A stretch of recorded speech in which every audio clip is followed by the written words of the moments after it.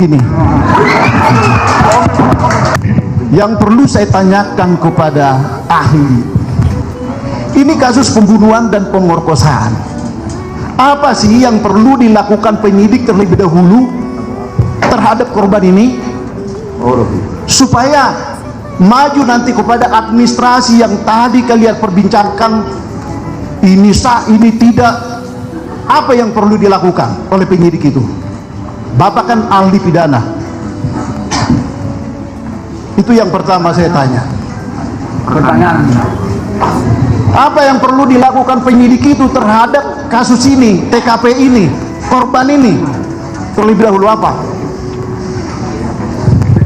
mohon izin yang mulia, karena ini menjadi domainnya penyidik, saya sebagai ahli pidana saya tidak menjawab.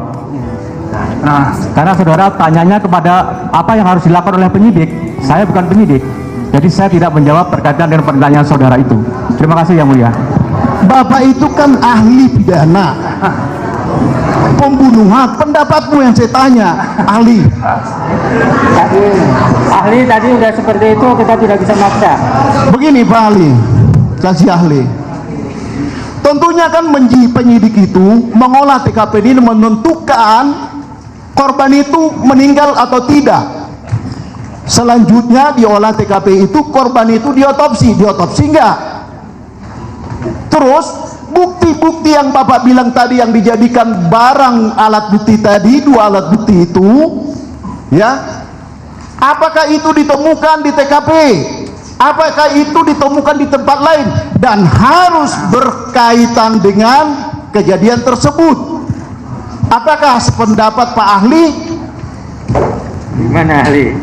Mohon izin yang mulia, apa yang saudara sampaikan tadi, tanyakan kepada saya, dan saya kira ini sudah masuk ke dalam materi pokok perkara.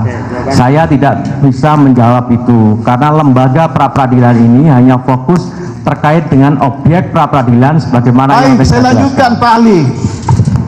Saudara, perkara pokok, jika mereka menentukan menaikkan dia sebagai DPO tahun 2016,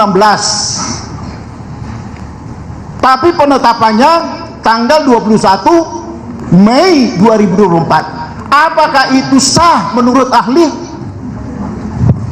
Mohon izin yang mulia, tadi dalam kaitannya dengan putusan pengadilan tadi dijadikan sebagai petunjuk, dan ketika kemudian penyidik menemukan alat bukti minimal 2, meragukan keahlianmu kalau begini.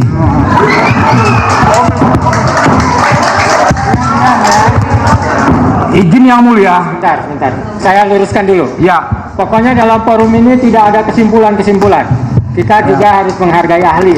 Sependapat atau tidak sependapat dengan ahli, baik ahli yang kemarin maupun ahli yang sekarang, kita harus menghormati pendapatnya.